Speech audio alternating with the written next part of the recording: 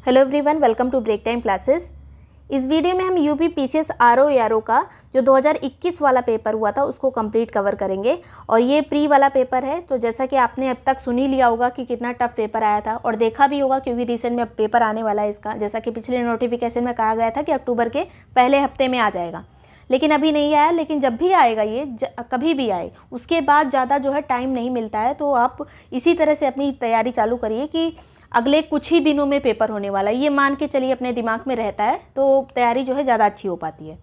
और इस पेपर को अगर आप उठा के देखेंगे, मैंने ये पेपर पास किया था, फिर भी जो है बहुत सारे क्वेश्चन, लगभग सभी लोगों ने बहुत क्वेश्चन छोड़े होंगे इसमें, मैंने भी छोड़े थे। और इसके साथ हिंदी भी रहता है, तो दोनों कंबाइंड होकर जो है जो कट ऑफ बनती है।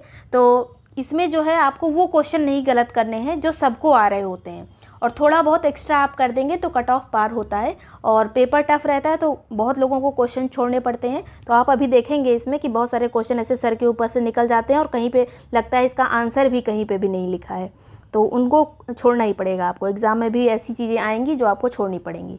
तो चलिए शुरू करते हैं, यहीं से आपको चीज़ें क्लियर हो जाएंगी। आरओ एआरओ का अभी फ़िलहाल ग्रुप भी चल रहा है, तो ये जो नंबर दिया है इस पर व्हाट्सएप करके ग्रुप की डिटेल्स वगैरह लेके आप चाहें तो ज्वाइन कर सकते हैं, जिसमें ये जितना भी अभी ये वाला पीवाईक्यू हो जाएगा 2021 वाला, तो 2021 में जो मेंस हुआ था उसका भी पीवाईक्यू कवर कराया जाएगा। इसके अलावा बाकी के पहले के भी जो आरओ एआरओ के एग्ज़ाम हुए थे, टॉपिक तो सेम ही रहते हैं लगभग, बस उससे जो टफ क्वेश्चन बन सकते हैं उसको भी इसी में अगर मिला के पढ़ लिया जाए, तो मतलब उस टॉपिक से रिलेटेड सब कुछ पढ़ लिया जाए, तब क्वेश्चन जो है एग्ज़ाम में बन जाते हैं। तो उस तरह से हम सभी पीवाईक्यू करेंगे। इस वीडियो के बाद में सभी पीवाईक्यू धीरे धीरे आएंगे। तो चाहे तो इस ग्रुप को ज्वाइन कर सकते हैं, जिसमें सभी नोट्स वगैरह भी मिल जाएंगे, सब्जेक्ट वाइज पीवाईक्यू भी सभी मिल जाएगा। यूपी पीसीएस के एग्ज़ाम में जितने जो यूपी पीसीएस प्री से रिलेटेड जितने भी पीवाईक्यू थे वो भी इसी में मिल जाएंगे आपको, क्योंकि आरओ एआरओ का पेपर देना है तो आपको यूपी पीसीएस वाले पीवाईक्यू भी लगाने ही पड़ेंगे, चाहे आप बुक से लगा लीजिए या फिर मैं यहाँ पे भी दूंगी। और इसके अलावा जो है इसी में आपको टेस्ट वगैरह भी मिल जाएगा। टेस्ट अभी 28 टेस्ट हो चुका है, बाकी के टेस्ट भी आपको अब टारगेट वाइज जब नोटिफिकेशन आएगा उसके बाद टारगेट दिया जाएगा कि आप इतना पढ़िए, इसी में से टेस्ट होगा। तो उस तरह से भी आपको चीज़ें मिलेंगी। तो ये सब ज्वाइन करने के लिए इस नंबर पर व्हाट्सएप करके ग्रुप की डिटेल्स लेकर उसको प्रॉपरली पढ़कर ज्वाइन कर सकते हैं अगर चाहें तो। चलिए शुरू करेंगे। सबसे पहले करजन वायली की हत्या हुई थी। तो करजन वायली की हत्या कब हुई थी? ये कुछ चीज़ें होती हैं जैसे अरेंज करने को आता है, जैसे आपने यूपी पीसीएस में देखा होगा कि बहुत सारी घटनाएं दे दी रहती हैं, उसको अरेंज करना होता है। तो ये भी एक घटना थी, अरेंज करने में आई थी। करजन वायली की हत्या हुई थी 1 जुलाई 1909 में, और मदन लाल धिंगरा के द्वारा ये जो है इनकी हत्या की गई थी। इसकी जो है जो अंग्रेज़ था उसकी हत्या की गई थी। और मदन लाल धिंगरा का संबंध कहाँ से था? अब देखिए कई सारे क्वेश्चन यहाँ से बन सकते हैं मदन लाल धिंगरा के ऊपर, आगे भी पूछे जा सकते हैं, तो अगर कुछ और डाल दिया जाए तो वो चीज़ हम यहाँ पे देखेंगे। तो इंडिया हाउस से ये संबंधित थे, लंदन में इंडिया हाउस की स्थापना की गई थी, उसके ये सदस्य थे। और ये जो है इनको फांसी दी गई थी 17 अगस्त 1909 में। और यहीं पे एक चीज़ आपसे और पूछा जा सकता है कि इंडिया हाउस की स्थापना कब हुई थी? तो ये 1905 में हुई थी इंडिया हाउस की स्थापना। श्यामजी कृष्ण वर्मा ने इसकी स्थापना की थी। श्यामजी कृष्ण वर्मा का नाम याद रखिएगा। और कभी कभी ये भी जो ये इंडिया हाउस की स्थापना अगर इसको भी अरेंज करने को डाल दिया जाए तो 1905 याद रखिएगा। अब अगला है खुदीराम बोस को फांसी कब दी गई थी? तो 11 अगस्त 1908 को दी गई थी।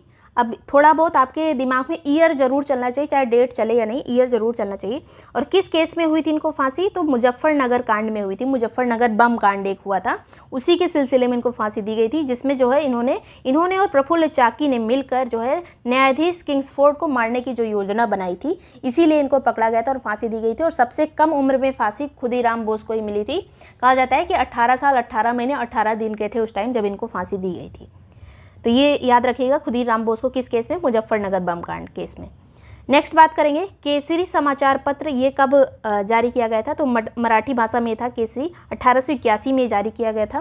तो ये जो घटनाएं जो हम यहाँ पे देख रहे हैं, 4 घटनाएं, अभी तक हमने 3 घटनाएं देखी और एक और यहाँ पर अल हिलाल वाला समाचार पत्र, इसको सबको अरेंज करने को आया था। ये याद रखिएगा ये कौन सा कब कब हुआ, इस तरह से क्वेश्चन पूछे जाते हैं। आप आगे जब भी कुछ पढ़ें तो थोड़ा ईयर वगैरह देख लें तो अरेंज करने में दिक्कत नहीं होगी। इसमें से 2-4 भी अगर आपको ईयर 2 कम से कम पता होंगे तो आप अरेंज कर लेंगे जिस तरह से दिया रहता है। वैसे आरओ एआरओ में आप कितना भी ट्रिक भी लगाते हैं, पिछला वाला पेपर ऐसा था कि ट्रिक भी नहीं लग रही थी किसी ऑप्शन में, अगर आपने देखा होगा तो देखिए खुदीराम बोस की जो फांसी मिली वो 1908 में। करजन वायली की हत्या कब की गई थी? 1909 में मदन लाल ठींगरा के द्वारा। और नेक्स्ट यहाँ पे बात करेंगे केसरी समाचार पत्र कब जारी किया था तो 1881 में। अल हिलाल समाचार पत्र जो है अबुल कलाम आज़ाद का है, 1912 में इसको जारी किया गया था। अल हिलाल समाचार पत्र किसका है? अलग से भी क्वेश्चन बन सकता है, अबुल कलाम आज़ाद का। ऐसे जो क्वेश्चन होते हैं कई लोग इसको छोड़ देते हैं क्वेश्चन, तो ज़्यादा टेंशन मत लीजिएगा और थोड़ा सा अगर ट्रिक वगैरह लगा के एक आध दो आपको पता रहे तो हो सकता है ट्रिक लग जाए, तो उस तरह से कर भी सकते हैं।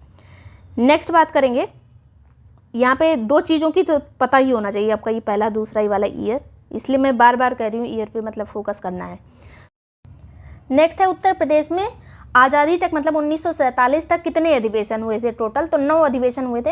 अब क्वेश्चन जो पूछा गया था वो इस तरह से पूछा गया था कि उत्तर प्रदेश के कुछ अधिवेशन दिए थे, उनको मैच करना था कि उस टाइम पे अध्यक्ष कौन था, या फिर उसके ईयर से मैच करना था कि कब कब हुआ था।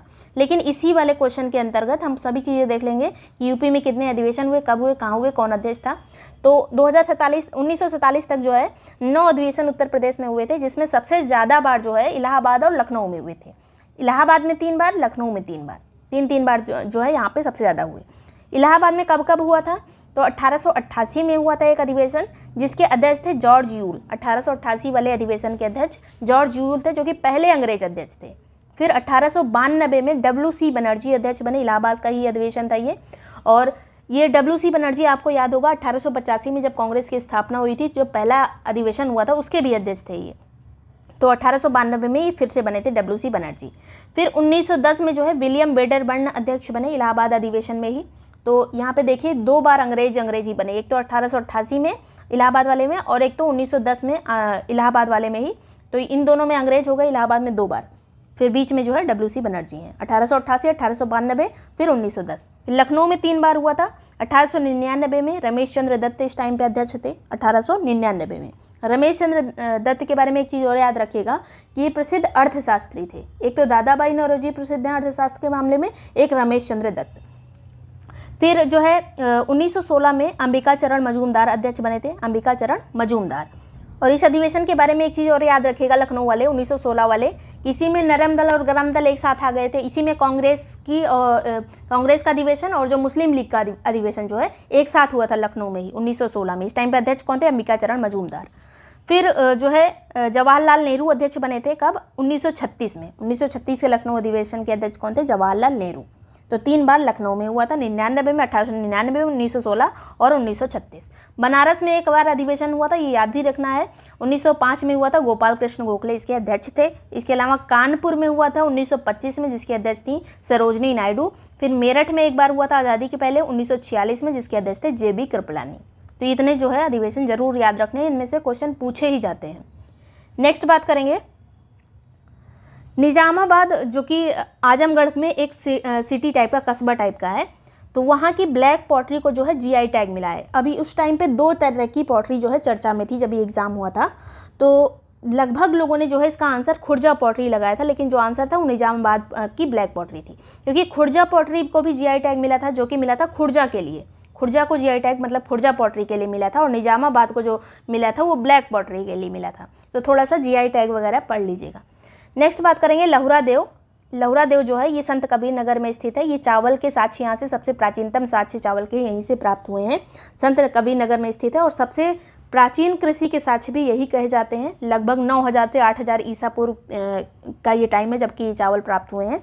और इससे पहले जो है मेहरगढ़ वाला जो था, मेहरगढ़ पाकिस्तान में सबसे पुराने कृषि साक्ष्य मिले थे। अब लहुरा देव संत कबीर नगर में मिले हैं उत्तर प्रदेश में।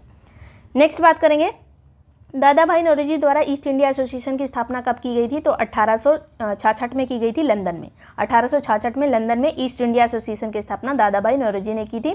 किस लिए की थी? ये 2 स्टेटमेंट आए थे। तो की थी ब्रिटिश जनमानस को प्रभावित करने के लिए, ब्रिटिश लोगों को ये बताने के लिए कि भारत में क्या हो रहा है, उसकी जो है अपडेट देने के लिए कि हमारे साथ जो ज्यादतियाँ हो रही हैं, ये सब बताने के लिए जो है दादा भाई नौरोजी ने लंदन में इसकी स्थापना की थी। गदर पार्टी की स्थापना कब हुई थी? तो 1913 में हुई थी, लाला हरदयाल ने की थी। सैन फ्रांसिस्को अमेरिका में इसकी स्थापना हुई थी। फिर सर्वेंट्स ऑफ इंडिया सोसाइटी की स्थापना कब हुई थी? तो ये 1905 में हुई थी, सर्वेंट्स ऑफ इंडिया सोसाइटी। इसकी स्थापना किसने की थी? तो गोपाल कृष्ण गोखले ने की थी। गोपाल कृष्ण गोखले ने इसकी स्थापना की थी 1905 में। फिर आता है बंगाल गजट का प्रकाशन कब से शुरू हुआ था, तो 1780 से, जो पहला अखबार था जेम्स अगस्टस हिक्की ने इसका जो है प्रकाशन किया था। बंगाल एशियाटिक सोसाइटी की स्थापना कब हुई थी, तो 1784 में हुई थी, विलियम जोन्स ने इसकी स्थापना की थी। और इसी के अंतर्गत कई सारे हमारे जो ग्रंथ थे संस्कृत वाले, उनका अंग्रेजी अनुवाद भी हुआ था। नेक्स्ट बात करेंगे, फिरंगिया एक भोजपुरी कविता है, इसके लेखक कौन है, तो ये मनोरंजन इसके लेखक है। उस टाइम ये चर्चित रही थी, इसलिए क्वेश्चन ही आया था। नेक्स्ट बात करेंगे, ब्रिटिश भारत में सैन्य बल पर केंद्रीय राजस्व का कुल कितना प्रतिशत खर्च होता है, तो ये जो है ब्रिटिश टाइम की बात की जा रही है कि उस टाइम पे ब्रिटिश सरकार जो है सैन्य बल पे कितना, डिफेंस सेक्टर में कितना खर्चा करती थी टोटल राजस्व का, तो लगभग 52% खर्च करती थी। लेकिन आयोग ने जो आंसर माना है वो 40% माना है। 52% कहीं ऑप्शन में नहीं था और इसके आसपास वाले को माना नहीं है।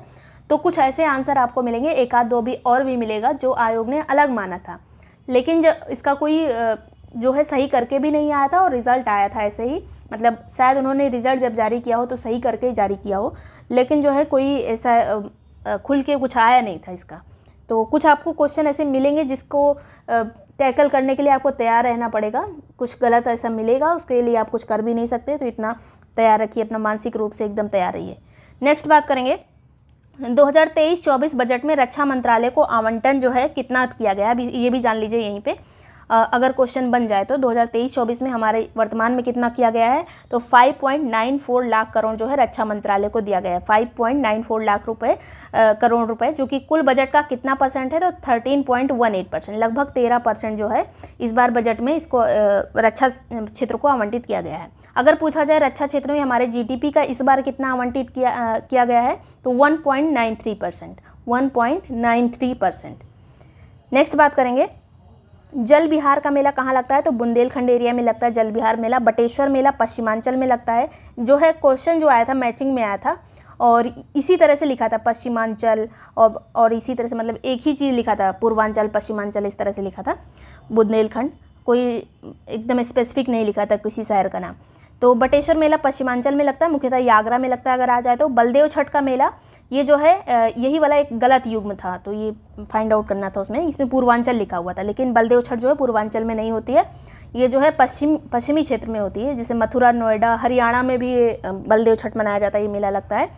नेक्स्ट बात करेंगे, शुक्रताल मेला कहाँ लगता है, मुजफ्फरनगर में लगता है।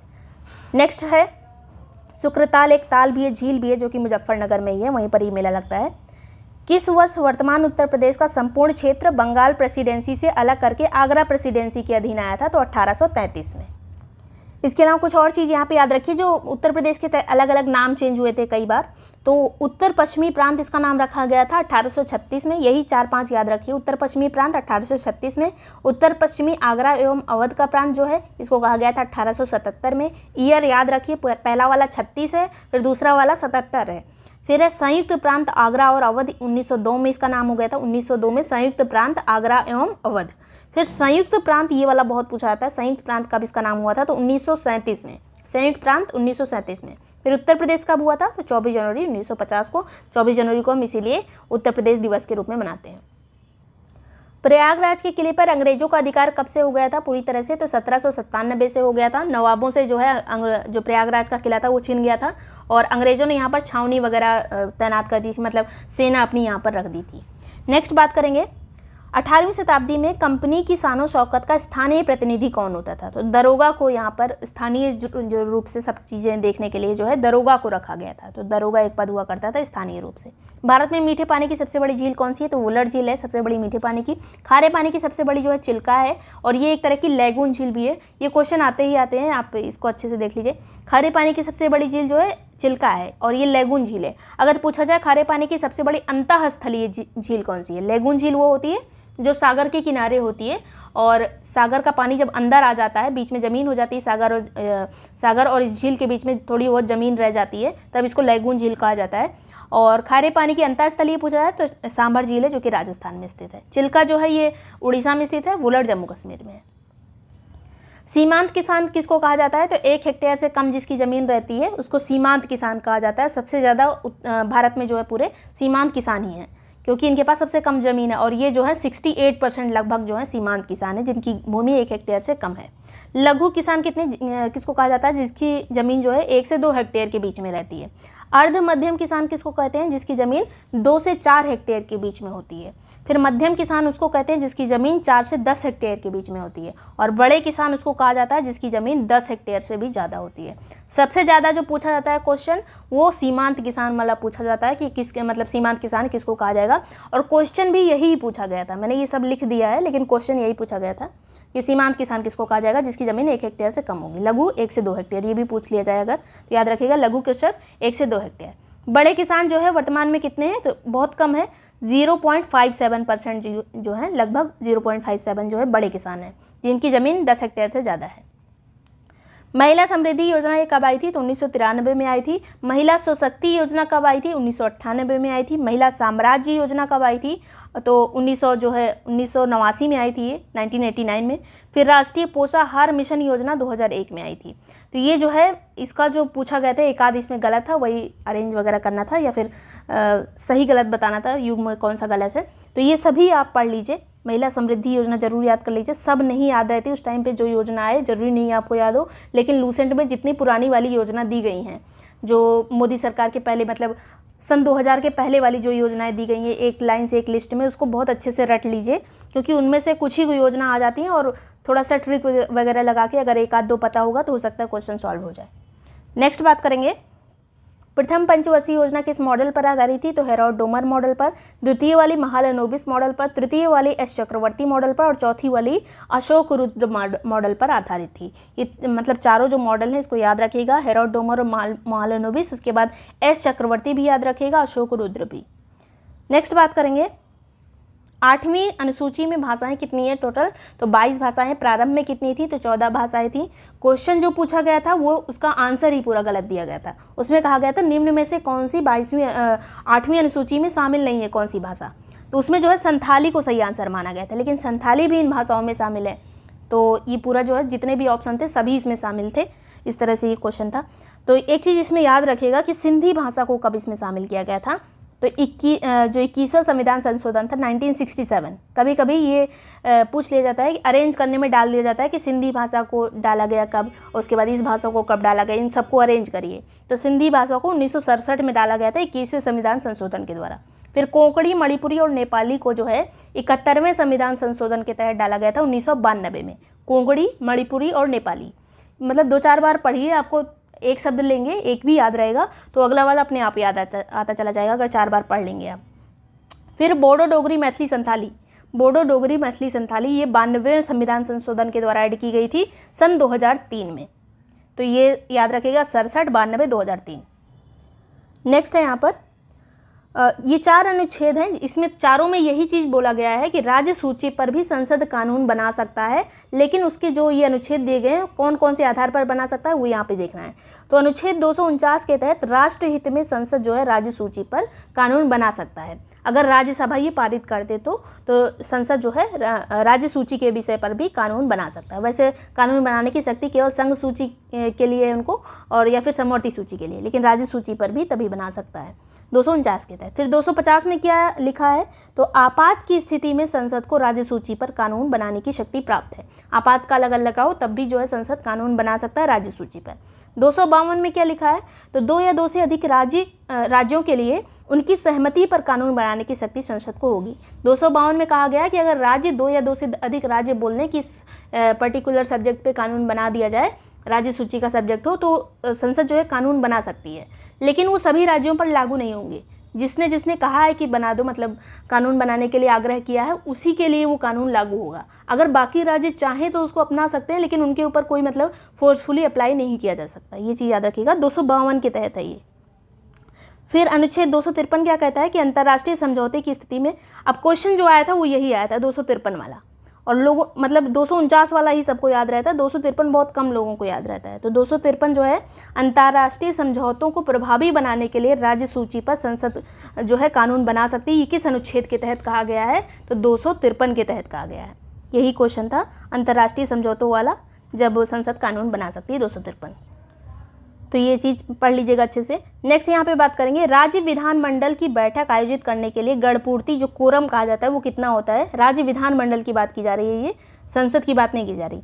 तो 10 सदस्य राज्यों के विधानमंडल में, या फिर कुल सदस्यता का 10वां भाग, 10वां भाग जरूर याद रखिएगा, यही पूछा जाता है 1/10 भाग।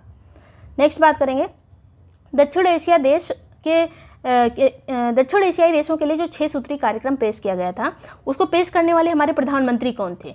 तो इसमें जो है हमारे पड़ोसी जो दक्षिण एशियाई देश हैं, उनको कहा गया था कि इनके लिए हम जो है जहाँ तक हो सकेगा भारत जो है इनके उत्थान के लिए प्रयास करेगा। बहुत सारी चीज़ें ऐसे बोली गई थी, इनके कल्याण की बात करेगा भारत जो है, इनके एक ये सीधे सीधे नहीं बोला गया था कि इसके अभिभावक के रूप में काम करेगा, नेता के रूप में काम करेगा, लेकिन बात यही थी, उन जो 6 बात थी उनमें उनका सार यही था कि भारत जो है इनके समझ लीजिए अभिभावक के रूप में काम करेगा, कोई भी हेल्प चाहिए वो दी जाएगी। तो ये सब लुक ईस्ट पॉलिसी के अंतर्गत आता है। तो लुक ईस्ट पॉलिसी जो है किसने पेश की थी? तो पीवी नरसिम्हा राव ने 1992 में पेश की थी।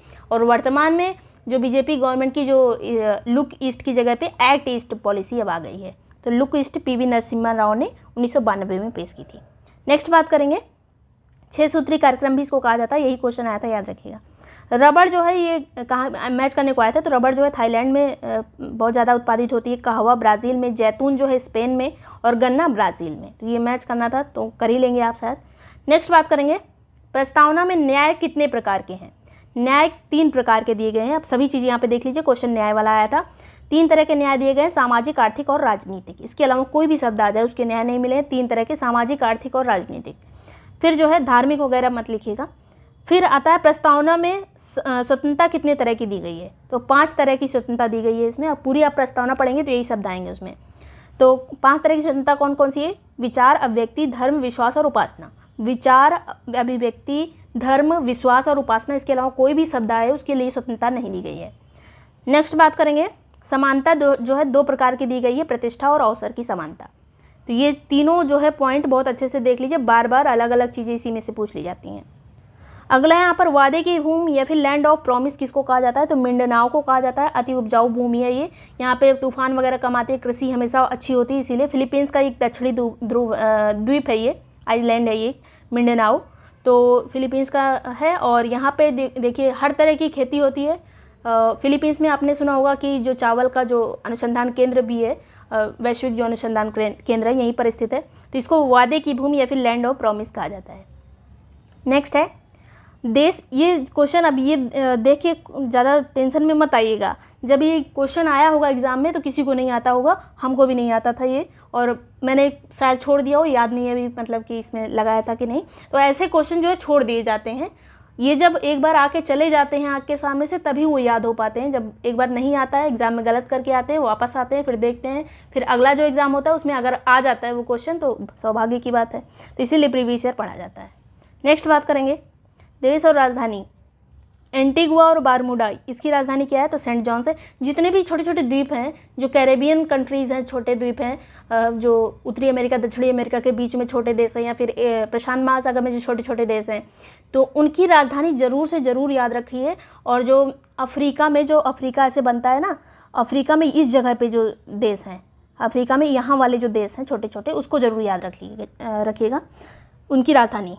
नेक्स्ट बात करेंगे यहाँ पर, डोमिनिका की राजधानी क्या है? रोसाऊ। अल सल्वाडोर की सान सल्वाडोर। बहामास की जो है नसाऊ है, बहामास की नसाऊ। उत्तरी अमेरिका और दक्षिणी अमेरिका के बीच में ये जो 7 देश हैं, इसकी राजधानी सब एकदम रटी होनी चाहिए।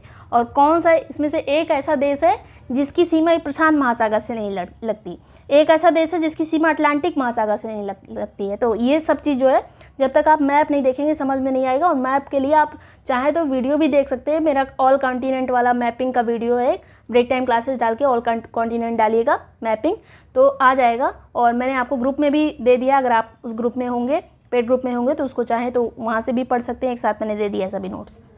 नेक्स्ट बात करेंगे, अब कुछ विदेशी यात्री हैं जो भारत आए थे, पूछा गया था इनमें से कौन सा पुर्तगाल से नहीं आया था। तो 3 तो आया था पुर्तगाल से, बारबोसा, डोमिंगो पायस और फर्नांडो नूनीज, ये तीनों आए थे पुर्तगाल से।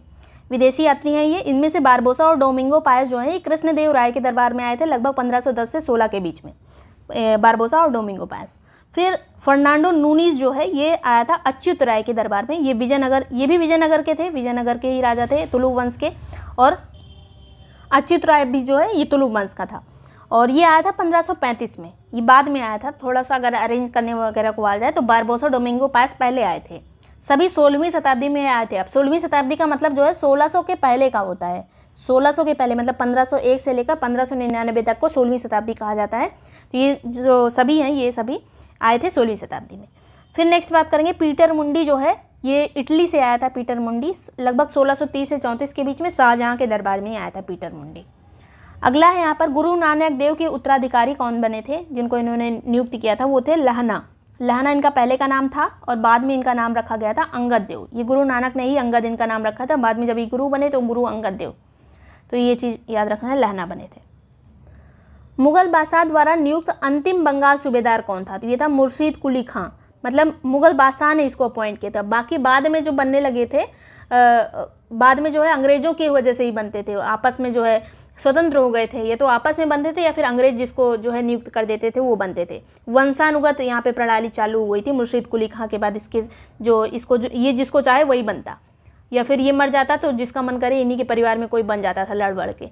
तो और लास्ट में फिर ब्रिटिश के सब नियंत्रण में आ गया। तो भी ये भी याद रखिएगा किसने इसको नियुक्त किया था मुर्शीद कुली खान को, तो फर्रुखसियर ने नियुक्त किया था 1717 में। उसके बाद जो है बंगाल में सूबेदार जो होने लगे उस पूरा नवाबी आ गई, मतलब फ्री हो गए, स्वतंत्र हो गए।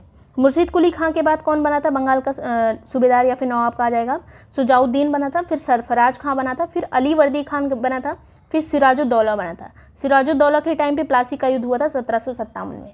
फिर मीर जाफर बना था, सिराजुद्दौला को हटाकर जो है मीर जाफर को रखा था अंग्रेज़ों ने।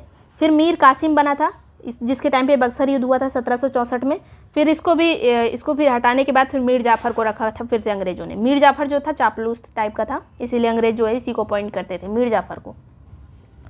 नेक्स्ट बात करेंगे पंडित राम प्रसाद बिस्मिल को फांसी कहाँ पे दी गई थी, तो गोरखपुर में दी गई थी 19 दिसंबर 1927 को। जन्म इनका हुआ था शाहजहाँपुर में। किस केस में दी गई थी, तो काकोरी ट्रेन एक्शन केस में 9 अगस्त 1925 को ये जो काकोरी ट्रेन एक्शन हुआ था उसी के लिए इनको 1927 में फांसी दी गई थी। अब कई लोग 4 लोगों को जो फांसी दी गई थी उनकी जगह भी याद रखिएगा, मैंने पिछली यूपी जीके वगैरह में भी पढ़ाया है, उसको देख लीजिएगा। नेक्स्ट यहाँ पे चलेंगे लोक सेवा आयोग का गठन जो है ये कब हुआ था, 1926 में हुआ था। किस अधिनियम के तहत हुआ था, ये क्वेश्चन आया था। तो भारत शासन अधिनियम 1919 के तहत हुआ था। भारत शासन अधिनियम 1919 के तहत 1926 में लोक सेवा आयोग का गठन हुआ था। और आईसीएस की परीक्षा पहली बार भारत में कब आयोजित की गई थी, पहले जो आईएएस होता है उसको आईसीएस कहा जाता था, तो 1922 में पहली बार भारत में आयोजित हुई थी इलाहाबाद में। 1941 तक आते आते भारतीय जो थे उनमें वो जो है आईसीएस की संख्या उनकी बढ़ती चली गई और यूरोपियों से भी ज़्यादा हो गई। जब भारत में आयोजित होने लगी तो जाहिर सी बात है कि भारतीय भी इसमें अपीयर होंगे, और धीरे धीरे 1941 तक जो है भारतीय जो है यूरोपियों से ज़्यादा हो गई आईसीएस परीक्षा में जो उत्तीर्ण होने वाले। नेक्स्ट बात करेंगे चैती जो है ये एक लोकगीत है, ये मौसमी गीत है। यही चीज़ पूछा गया था इसमें, ये जो है किस तरह का गीत है, तो चैती जो है मौसमी गीत है, पूर्वांचल में गाया जाता है। कजरी जो है ये मौसमी गीत है या फिर विवाह गीत, यहाँ पे दोनों लिखा था ऑप्शन में, तो इसे ही मैच करेंगे आप। मौसमी गीत है खासकर जो कजरी जो है बारिश के टाइम पे सावन में जो गाई जाती है। मिर्ज़ापुर वाले एरिया में ज़्यादा प्रचलित है ये। रसिया जो है ब्रज का ये लोकगीत है। सोहर संस्कार गीत है एक तरह का, पूर्वांचल और अवध में गाया जाता है। बच्चे के जन्म पर ज़्यादातर सोहर गाया जाता है। नेक्स्ट बात करेंगे वर्तमान में उत्तर प्रदेश में 16 महाजनपदों में से कितने स्थित हैं, मतलब 16 महाजनपद थे पहले, उनमें से वर्तमान उत्तर प्रदेश के एरिया की बात की जाए उनमें से कितने महाजनपद आ जाते हैं, तो 8 महाजनपद आ जाते हैं। एक तो हो गया काशी, जो काशी बनारस वाले एरिया में था। फिर कौशल हो गया अयोध्या के आसपास वाला एरिया, अवध का एरिया। मल्ल हो गया जो कि कुशीनगर वाला एरिया हो गया। चेदी हो गया जो कि बांदा वाला एरिया हो गया, बांदा जो दक्षिण में उत्तर प्रदेश के दक्षिण वाला एरिया हो गया। वत्स जो है यहीं पर इसको देख लीजिए अगर देखना चाहें तो। नेक्स्ट यहाँ पे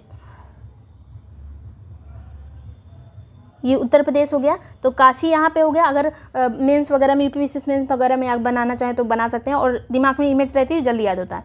कौशल हो गया, मल्ल इधर हो गया कुशीनगर साइड में, चेदी यहाँ पर हो गया जो बांदा वाले एरिया में। वत्स जो है, वत्स या कौशाम्बी ये इलाहाबाद के पास है कौशाम्बी, तो यहीं पर ये भी हो गया। फिर कुरु जो है, कुरु यहाँ पर हो गया दिल्ली के आसपास, मेरठ वाला जो एरिया है उसको कुरु कहा जाता था। पांचाल जो है बरेली और फर्रुखाबाद वाला एरिया हो गया। सूरसेन मथुरा वाला एरिया हो गया। तो इस तरह से ये सभी क्षेत्र जो हैं फैले हुए थे। 8 क्षेत्र थे टोटल, नंबर यही पूछा गया था। नेक्स्ट बात करेंगे पूर्व मध्यकालीन शहर और उनका नया नाम, जैसे कोल या फिर कोयल जो है इसका नया नाम अलीगढ़ हो गया है। महोत्सव नगर का नाम महोबा हो गया। महोदयश्री का नाम कन्नौज हो गया। जेजाग भुक्ति का नाम बुंदेलखंड हो गया है। जेजाग भुक्ति बुंदेलखंड कई बार पूछा जा चुका है। कन्नौज महोदयश्री याद रखिएगा। नेक्स्ट बात करेंगे ट्यूबवेल या फिर नलकूप जो होता है उससे सिंचाई में नंबर 1 पे कौन सा राज्य आता है? तो उत्तर प्रदेश में सबसे ज़्यादा नलकूप से सिंचाई होती है। उत्तर प्रदेश का, यहाँ पे उत्तर प्रदेश जो है, इसका नेपाल से सीमा वाला जनपद कितने हैं? नेपाल से हमारे कितने जनपद सीमा साझा करते हैं? तो 7 जनपद सीमा साझा करते हैं। अब क्वेश्चन जो इसमें पूछा गया था, निम्न में से कौन सा जिला या कौन सा जनपद जो है नेपाल से सीमा साझा नहीं करता है? तो इनमें से ही एक कोई एक्स्ट्रा दिया था। अब कौन कौन से साझा करते हैं वो देख लीजिए, तो जो नहीं करते हैं वो अपने आप याद हो जाएंगे कौन कौन से करते हैं। चलिए मैप के थ्रू देख लेते हैं यहाँ पर। तो सबसे पहले ये नेपाल हो गया, ये यूपी हो गया, तो महाराजगंज करता है। फिर यहाँ पर सिद्धार्थनगर करता है, महाराज जी एक हैं, उनका नाम है सिद्धार्थ। और फिर बलरामपुर करता है, उनके भाई का नाम है बलराम। मान लीजिए एक महाराज है, उनका नाम है सिद्धार्थ, उनके भाई का नाम है बलराम। उन लोगों को श्राप मिल गया, श्रावस्ती। और श्राप क्या मिला है कि बहराइच, बाहर चले जाओ तुम लोग। तो ये हो गया बहराइच। फिर इधर लखीमपुर खीरी, रास्ते में जाने के लिए बाहर निकाला गया, तो रास्ते में जाने के लिए उन्होंने खीर रख ली है। और खीर का रंग कैसा है? तो पीला पीला होता है खीर का रंग, तो पीलीभीत हो गया। तो ये चीज़ याद रखिएगा। इसी तरह मैंने पहले भी आपको यूपी जी के वगैरह में बताया होगा। तो महाराजगंज हो गया, सिद्धार्थनगर, बलरामपुर, श्रावस्ती, बहराइच, लखीमपुर खीरी और फिर जो है पीलीभीत। तो ये हो गए पूर्व से पश्चिम। अगर अरेंज करने को भी आ जाए अगले एग्जाम में तो आप अरेंज भी कर सकते हैं कि पूर्व से पश्चिम या पश्चिम से पूर्व। नेक्स्ट बात करेंगे, नीलम संजीव रेड्डी के बारे में क्वेश्चन आया था। पूछा गया था कि कौन से निर्विरोध चुने गए थे राष्ट्रपति, या फिर कौन, ये पूछा गया था कि कौन जो है लोकसभा के अध्यक्ष रह चुके थे। तो नीलम संजीव रेड्डी जो है 2 बार लोकसभा अध्यक्ष रह चुके थे। अब इनसे क्वेश्चन काफ़ी पूछा जाता है क्योंकि ये इनके बारे में इंपॉर्टेंट फैक्ट्स हैं। एक बार ये राष्ट्रपति का चुनाव हारे भी थे 1969 में। उसके बाद 1977 में निर्विरोध चुने जाने वाले पहले ये जो है राष्ट्रपति बन गए थे। निर्विरोध राष्ट्रपति चुने गए थे 1977 में, पहले चुनाव हारने के बाद में। नेक्स्ट है यहाँ पर स्टेटमेंट एक था कि इंडोनेशिया ब्रुनेई से सीमा साझा करता है या नहीं। तो इंडोनेशिया ब्रुनेई से सीमा साझा नहीं करता है। ब्रुनेई जो है मलेशिया से सीमा साझा करता है लेकिन इंडोनेशिया से नहीं करता है। 3 तरफ से मलेशिया से घिरा हुआ है और एक तरफ समुद्र है। ये देखिए, ये है ब्रुनेई। ये बड़े वाले चित्र में यहाँ पे देख सकते हैं। इधर हो गया, ये जो हो गया, ये हो गया मलेशिया, इधर वाला पार्ट, और इधर हो गया ब्रुनेई। ये पूरा जो ये सभी द्वीप, ये पूरा एक द्वीप है, इसका नाम है बोर्नियो द्वीप। बोर्नियो पर ही जो है इंडोनेशिया भी है। इधर वाला पार्ट ये इंडोनेशिया हो गया, इधर वाला पार्ट मलेशिया हो गया, इसी में छोटा सा जो हो गया ब्रुनेई हो गया। तो ब्रुनेई अगर इस वाले मैप में देखें तो ब्रुनेई है ये, और ये मलेशिया हो गया, ये इंडोनेशिया हो गया।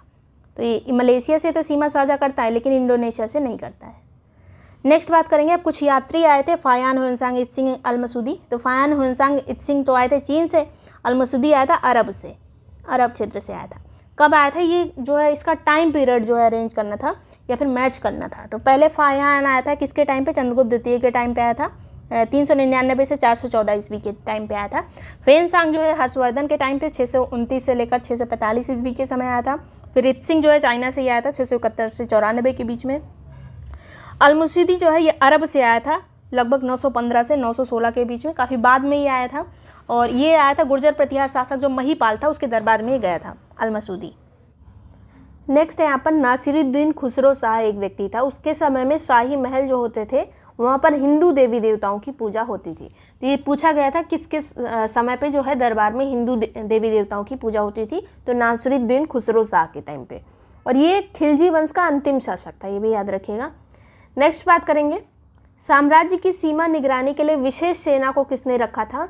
एक उस टाइम पे जो है मंगोलों का आक्रमण बहुत ज़्यादा होने लगा था अलाउद्दीन खिलजी के टाइम पे, तो उसने सीमा की सुरक्षा के लिए जो है विशेष सेना को यहाँ पर रखा था।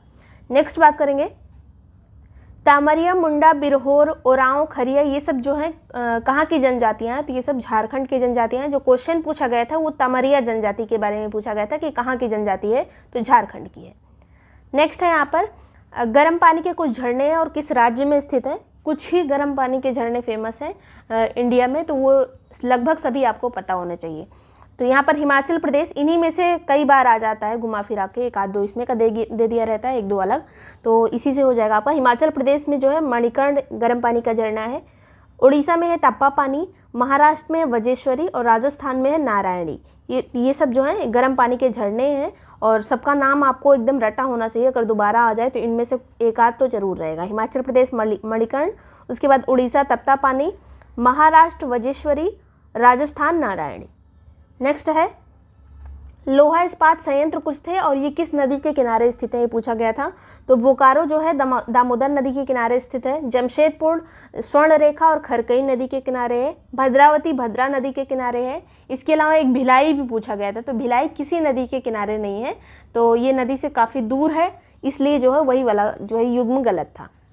नेक्स्ट बात करेंगे, ये लगभग चीज़ें जब आप एक बार पढ़ लेते हो या फिर अगर आप जो झारखंड वगैरह में जो स्टील प्लांट या लोहे के प्लांट वगैरह हैं वहाँ पर थोड़ा सा दामोदर घाटी के बारे में ज़रूर देख लीजिएगा। दामोदर घाटी कैसे बनती है, कौन कौन सी नदियाँ आके उससे मिलती हैं, दामोदर की सहायक कौन सी नदी, वहाँ पर कौन सा संयंत्र स्थापित है, उसके बारे में पढ़ेंगे तो ये क्वेश्चन जो है बन जाएगा। और वैसे जो है थोड़ा सा ट्रिकी है, इसलिए इस पर ध्यान दीजिएगा। नेक्स्ट बात करेंगे, अपनी ऊर्जा आवश्यकता का 99% जो है जल विद्युत से कौन सा देश पूरा करता है। टोटल जितनी भी ऊर्जा आवश्यकता होती है उसका 99% जल विद्युत से नॉर्वे पूरा करता है।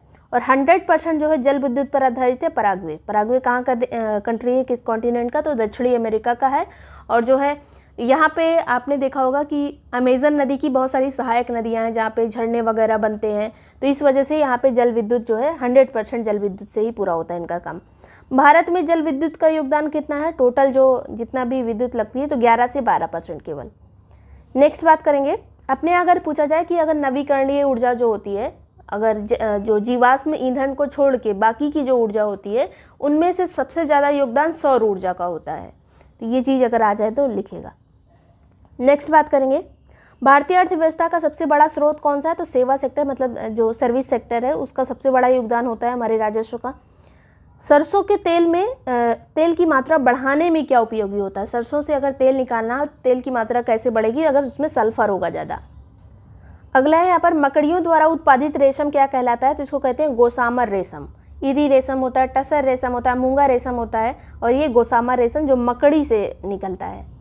अगला बात करेंगे, सितार से उत्पन्न होने वाली ध्वनि कौन सी होती है, तो अप्रगामी और अनुप्रस्थ तरंग होती है। जो लोहे वगैरह में या फिर जो स्ट्रिंग में उत्पन्न होती है वो अनुप्रस्थ तरंग होती है, ये याद रखिएगा। तो सितार में जो है अप्रगामी अनुप्रस्थ तरंग। गवर्नर और उनकी कार्यतिथि जो है पूछा गया था, इनको अरेंज करने को आया था। तो रिसेंट के भी कुछ इसमें रखे जाते हैं, अगर इस तरह से क्वेश्चन आता है तो जो कोई चर्चित रहता है उसको रख दिया जाता है और बाकी जो है एक आध पिछले को रख दिया जाता है। बहुत ऐसा नहीं पूछा जाता कि आपने सुना ही ना हो। तो IG पटेल जो है ये दिसंबर 1977 से 1982 तक थे। मनमोहन सिंह 82 से 85 तक थे। इसके अलावा C रंगराजन जो है दिसंबर 1992 से 97 तक थे। फिर सुब्बा राव जो है सितंबर सन 2008 से सितंबर 2013 तक थे। तो ये गवर्नर उनकी कार्यतिथि है जो RBI की गवर्नर रहे थे। नेक्स्ट बात करेंगे, मनुष्य की आंख जो है किस रंग के लिए सबसे ज़्यादा सुगराई होती है, कौन सा रंग जो है उसके आंख को सबसे ज़्यादा सही लगता है, तो हरे रंग के लिए सबसे ज़्यादा सुगराई होती है आंखें हमारी। और यहीं पर जो है ये स्टेटमेंट गलत लिखा था, उसमें लाल रंग लिखा था। मनुष्य की ध्वनि क्षमता कितनी होती, किस पे वो सबसे ज़्यादा अच्छा सुन सकता है, ये चीज़ पूछा गया था। तो 1000 हर्ट्ज़ की ध्वनि को वो सबसे अच्छी तरह से ग्रहण कर सकता है। वैसे क्षमता होती है 20 से लेकर 20,000 हर्ट्ज़ तक, लेकिन सबसे ज़्यादा सुगराई होता है 10,000 हर्ट्ज़ 1000 हर्ट्ज़ के लिए।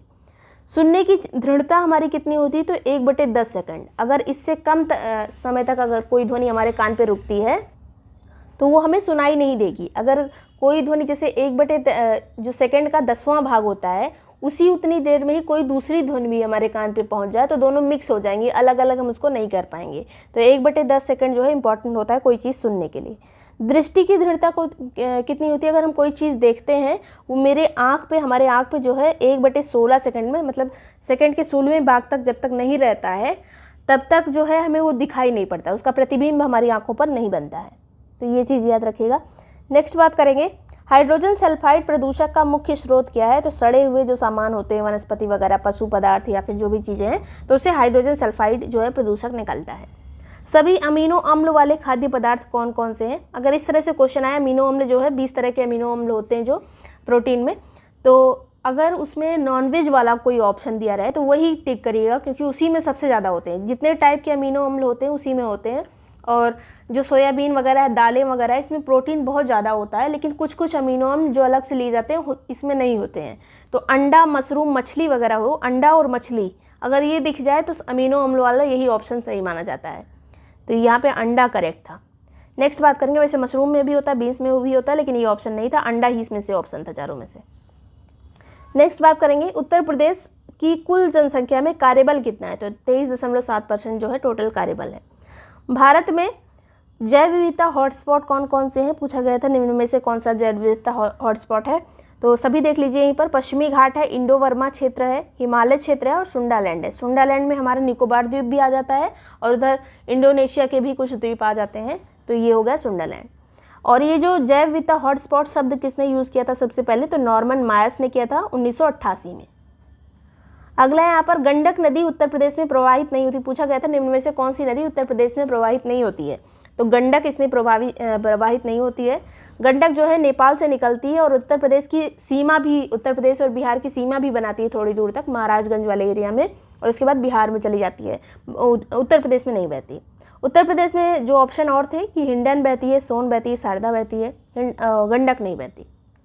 नेक्स्ट बात करेंगे, द्वितीय जो युद्ध हैं वो पूछे गए, इसमें जितने भी पूछे गए थे इसमें युद्ध वो द्वितीय पूछे गए थे, प्रथम कभी एक भी क्वेश्चन प्रथम का नहीं था, तो थोड़ा सा घुमाते हैं, डीप में पूछा जाता है, ये याद रखिएगा।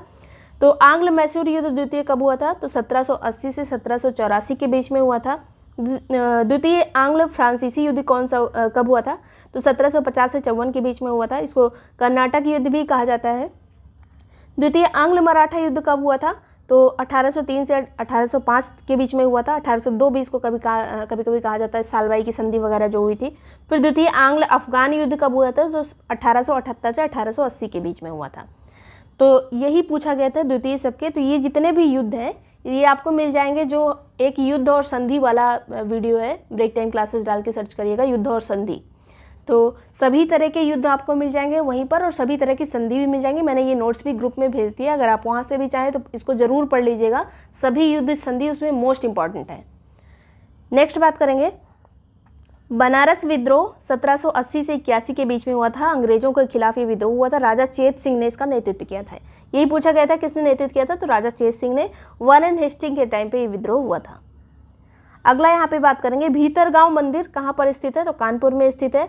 और इसी से रिलेटेड जो स्टेटमेंट आए थे कि ये कब बना था, तो 5वीं से 6वीं शताब्दी के बीच में बना था, गुप्त काल में। 5वीं से 6वीं शताब्दी के बीच में ईंट से बना हुआ ये मंदिर है और इसकी दीवारों पर रामायण, महाभारत, पुराण वगैरह के आख्यान लिखे हुए हैं। नेक्स्ट बात करेंगे, जादिन जन्म भयो का धरती धसी 2.5 हाथ, मतलब ये किसी की वीरता के बारे में कहा जा रहा है। मतलब उस टाइम पे जब एक व्यक्ति की तारीफ़ की जा रही है और कहा जा रहा है कि जब उनका जन्म हुआ तो धरती 2.5 हाथ धंस गई, तो ये किसका मतलब कहाँ से लिया गया है, ये तो आल्हा खंड से लिया गया है। तो आल्हा का ये एक लाइन है, तो ये क्वेश्चन पूछा गया था। नेक्स्ट बात करेंगे, ऐसे क्वेश्चन पूछे जाते हैं तो आपको उसी टाइम पे दिमाग लगाना होता है, इसको आप अलग से कहीं पढ़ भी नहीं सकते। 10 से अधिक उपवास रखने पर लीवर में क्या प्रॉब्लम हो जाती है, तो लीवर में जो ग्लूकोज कम हो जाता है, ज़्यादा हो जाता है, ऐसा स्थिर रहता है, यही पूछा गया था। तो ग्लूकोज का स्तर जो है कम हो जाता है, अगर उपवास रखेंगे तो ग्लूकोज जो है धीरे धीरे पूरा बॉडी जो है कंज्यूम कर लेगी, जितना भी बचा होगा सब खत्म हो जाएगा। नेक्स्ट बात करेंगे, 2 बल्बों को समांतर क्रम में जोड़ने पर अधिक रोशनी होगी, पूछा गया था किस क्रम में जोड़ने पर बल्बों को सबसे ज़्यादा रोशनी होगी, तो समांतर क्रम में जो है उसमें प्रतिरोध कम लगता है, श्रेणी क्रम में प्रतिरोध ज़्यादा लगता है, तो समांतर क्रम में ज़्यादा रोशनी होती है। फिर ये कुछ अधिनियम दिए गए थे, पूछा गया था निम्न में से कौन सा सही नहीं है, तो यही पहला वाला सही नहीं था। भारतीय संविदा अधिनियम, उसमें 1870 लिखा था, 1872 में आया था संविदा अधिनियम। फिर वस्तु विक्रय अधिनियम, ये आया था 1930 में, वस्तु विक्रय अधिनियम। फिर साझेदारी अधिनियम 1932 में आया था। कंपनी अधिनियम 2013 में आया था। इसमें सभी सबको नहीं याद रहते हैं उस टाइम पे, अभी मान लीजिए सबको याद हो गए हैं, लेकिन कुछ अधिनियम अब आगे के लिए पढ़ लीजिएगा अपने आप से गूगल सर्च करके सभी अधिनियम, और ख़ास करके जो पर्यावरण से रिलेटेड जितने भी अधिनियम आए हैं अब तक, वो बार बार क्वेश्चन पूछे जाते हैं उनसे, तो उसको अच्छे से देख लीजिएगा। नेक्स्ट बात करेंगे, 2011 की जनगणना के अनुसार सबसे कम मलिन बस्ती वाला शहर कौन सा है, तो अहमदाबाद में सबसे कम स्लम पॉपुलेशन है। स्लम आबादी वो होती है जहाँ पे मेन सिटी होता है, उसके उसी सिटी के अंदर ही एक ऐसा एरिया होता है जहाँ पे झुग्गी झोपड़ी वाले लोग रहते हैं, तो उसको स्लम आबादी कहा जाता है। बहुत ही कम वहाँ पे जो बुनियादी आवश्यकताएं होती हैं उनकी भी कमी होती है वहाँ पर। सबसे ज़्यादा स्लम आबादी वाला शहर कौन सा है, तो मुंबई में सबसे ज़्यादा स्लम है। सेकंड पे आता है हैदराबाद, थर्ड पे दिल्ली। उत्तर प्रदेश में सबसे ज़्यादा स्लम आबादी कहाँ रहती है, तो मेरठ में रहती है। नेक्स्ट बात करेंगे, सब 2011 की जनगणना के अनुसार है। पूछा गया था यहाँ पर पोलिनेशिया जो है, ये पोलिनेशिया जो है, इसका भाग कौन सा नहीं है, तो पोलिनेशिया का भाग टोंगा है, तुवालू है, ताहिती है, ये सभी पोलिनेशिया के भाग हैं। एक बार आप मैप जरूर देख लीजिएगा। जो ऑस्ट्रेलिया के बगल वाला हिस्सा है उसको पोलिनेशिया कहते हैं। उसी में मेलानेशिया और माइक्रोनेशिया और मेलानेशिया भी आ जाता है। ये मैंने ओशिनिया मैपिंग में आपको बताया था। अगर आप चाहें तो ऑल कॉन्टिनेंट मैपिंग वाला जो मैंने नोट्स दिया उसमें अगर आप ग्रुप में हैं तो उसको देख सकते हैं, या फिर वीडियो भी पढ़ा है ओशिनिया मैपिंग का, वहाँ से जाके देख सकते हैं। जितने भी द्वीप यहाँ पर होंगे उसको एक बार ज़रूर देख लीजिएगा, तीनों में अलग अलग। तो यहाँ पे नेक्स्ट चलेंगे। सबसे कम नगरीकरण जो है कहाँ पर है इंडिया में, तो हिमाचल प्रदेश में सबसे कम नगरीकरण है, लगभग 10% है। सर्वाधिक नगरीकरण कहाँ पे है, तो दिल्ली में है। ये केंद्र शासित प्रदेश है। अगर राज्यों की बात की जाए तो गोवा में सबसे ज़्यादा है। दिल्ली में गोवा से भी ज़्यादा है, याद रखिएगा, लेकिन केंद्र शासित प्रदेश है। नेक्स्ट बात करेंगे, भारत की में सबसे पहली जो सूती कपड़ा की मिल लगी थी वो कहाँ पे लगी थी, कब लगी थी, तो 1854 में लगी थी, बॉम्बे में। कावसजी नानाभाई डावर ने इसको लगाया था। कावसजी नानाभाई डावर ने 1854 में बॉम्बे में ये मिल लगाई थी। फिर पहली जूट मिल कहाँ पर लगी थी, तो 1855 में लगी थी, रिसड़ा, बंगाल प्रेसिडेंसी में।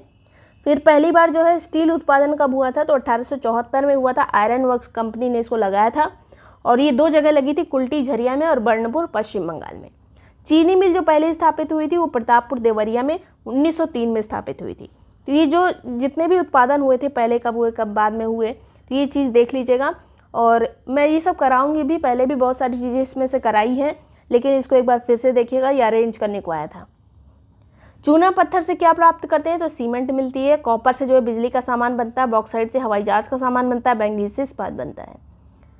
जीवाश्म ईंधन के बाद दूसरा सबसे बड़ा ऊर्जा का उत्पादन क्षेत्र कौन सा है भारत में, तो सौर ऊर्जा जो हमने बात की थी। जीवाश्म के बाद सबसे नंबर 1 पे नवीकरणीय ऊर्जा में देखा जाए तो सौर ऊर्जा ही आती है। और एक चीज़ यहाँ पर और देख लीजिए कि हमारा टारगेट क्या है, 2026-27 तक हमें जो है टोटल सौर ऊर्जा लक्ष्य हमने कितना रखा है, 22,000 मेगावाट। 22,000 मेगावाट कब तक, 26-27 तक। संस्कृति के 4 अध्याय, ये पुस्तक है, इसके लेखक कौन है, तो रामधारी सिंह दिनकर हैं। गोपाल जो है ये जो पाल वंश का संस्थापक था, इसको जनता ने चुना था। जब शशांक की मृत्यु हो गई थी, शशांक जब जो ये बंगाल वाले एरिया का शासक था शशांक, उसकी जब मृत्यु हो गई थी, उसको मार दिया गया था। उसके बाद जो है अराजकता फैल गई थी उस एरिया में, तो जनता ने जो है गोपाल को स्वयं से चुना था। तो पूछा गया था निम्न में से कौन सा जो है किसको जनता ने प्रत्यक्ष रूप से चुना था, तो गोपाल को चुना था। इसके अलावा पल्लव वंश का एक शासक था नंदीवर्मन चल्लोमल, जिसका नाम नंदीवर्मन द्वितीय भी कहा जाता है इसको, उसको भी जनता ने ही चुना था। अगला बात करेंगे, सूक्ष्म उद्योग किसको कहा जाता है, तो जिसका निवेश जो है 1 करोड़ तक हो और टर्नओवर या फिर उसका टर्नओवर जो है 5 करोड़ तक हो, तब उसको मतलब इसी के अंदर हो, तब उसको सूक्ष्म उद्योग कहा जाएगा। लघु उद्योग 1 से 10 करोड़ तक निवेश हो और 5 से 50 करोड़ तक उसका टर्नओवर हो, तब उसको लघु उद्योग कहा जाएगा। मध्यम उद्योग उसको कहेंगे जो 10 से 50 करोड़ तक उसका निवेश हो और 50 से 250 करोड़ तक उसका टर्नओवर हो। सबसे ज़्यादा इंपॉर्टेंट ये सूक्ष्म उद्योग वाला है, 1 करोड़ तक ये मतलब निवेश और टर्नओवर 5 करोड़ तक। अगला है यहाँ पर अंतर्राष्ट्रीय आलू केंद्र कहाँ पर स्थित है, तो ये लीमा पेरू में स्थित है। लीमा पेरू की राजधानी है। अगर पूछा जाए राष्ट्रीय आलू केंद्र कहाँ पर स्थित है, तो कुफरी में स्थित है, शिमला हिमाचल प्रदेश में। स्ट्राइव, संकल्प, श्रेयस, ये सभी जो योजना है ये कौशल विकास से संबंधित है। पूछा गया था निम्न में से कौन सी कौशल विकास से संबंधित नहीं है, तो स्ट्राइव है, संकल्प है, श्रेयस और एक और एक्स्ट्रा थी। नेक्स्ट बात करेंगे, जलवायु जोखिम सूचकांक जारी करता कौन है, तो जर्मन वाच के द्वारा इसको जारी किया जाता है। और इससे पहले जी अभी 2023 में जारी नहीं हुआ है, तो इसको हटा दीजिएगा, लेकिन जब भी ये जारी हुआ था इससे पहले तो 7वां नंबर था। रिसेंट में जो इसका नंबर चल रहा है जलवायु जोखिम भारत का 7वां नंबर है। और जलवायु परिवर्तन सूचकांक अभी रिसेंट में आया है, 2023 का है ये जलवायु परिवर्तन सूचकांक, इसमें भारत का नंबर है 8वां। अगला यहाँ पे बात करेंगे, आपदा प्रबंधन अधिनियम कब आया था, ये तो 2005 में आया था ये अधिनियम। इसी के तहत जो है आपदा प्राधिकरण की भी स्थापना हुई थी इंडिया में। चुकंदर से चीनी प्राप्त करते हैं। शहद जो है ये ग्लूकोज और फ्रक्टोज होता है इसमें। कपास में सेलुलोज होता है। दूध में जो है लैक्टोज होता है। तो ये पूछा गया था मैचिंग में। अगला यहाँ पर भांड पाथर एक तरह का लोक नृत्य कहाँ पर होता है ये, तो ये जम्मू कश्मीर में होता है। कुछ भाषा है उसको उसके देश से मैच करना था, तो डेनिश जो है डेनमार्क की भाषा है, डच नीदरलैंड की है, मंडारिन जो है चाइना की भाषा है, थाई जो है थाईलैंड की भाषा है। अगला एक की विलेज स्कीम है, तो की विलेज स्कीम कब आई थी, तो अगस्त 1952 में आई थी। सामुदायिक विकास कार्यक्रम आपने पंचवर्षीय योजना पढ़ने के दौरान कई बार देखा होगा, तो ये 2 अक्टूबर 1952 में आया था सामुदायिक विकास कार्यक्रम, पहले ही पंचवर्षीय योजना में आया था ये। प्रजातांत्रिक विकेंद्रीकरण की संस्तुति कब दी गई थी? तो ये जनवरी 1958 में दी गई थी। आपको पता होगा त्रिस्तरीय वाली बलवंत राय मेहता जब समिति बनी थी 1957 में बनी थी। तो ये विकेंद्रीकरण की संस्तुति कब दी गई थी? 1958 में। जिला ग्राम्य विकास अभिकरण जो है इसकी स्थापना हुई थी अप्रैल 1999 में। अब इसमें से 2-3 भी अगर आपको पता होगा तो हो सकता है आप आंसर सही कर लें। तो कोशिश करिएगा कि ज़्यादा से ज़्यादा पढ़िए, तभी कुछ आंसर आपको आते रहेंगे। वीडियो पसंद आया हो, यूज़फुल लगा हो तो लाइक और सब्सक्राइब कर लीजिएगा। ये सभी नोट्स जो प्रीवियस ईयर के होंगे, जो आगे भी आते रहेंगे, वो सब आपको अगर ज्वाइन करना हो या फिर वैसे आपको सब्जेक्ट वाइज नोट्स टेस्ट वगैरह ज्वाइन करना हो तो जो नंबर दिया है इस पर व्हाट्सएप करके ग्रुप की डिटेल्स लेकर उसको प्रॉपरली पढ़कर ज्वाइन कर सकते हैं। Thank you so much for watching break time classes.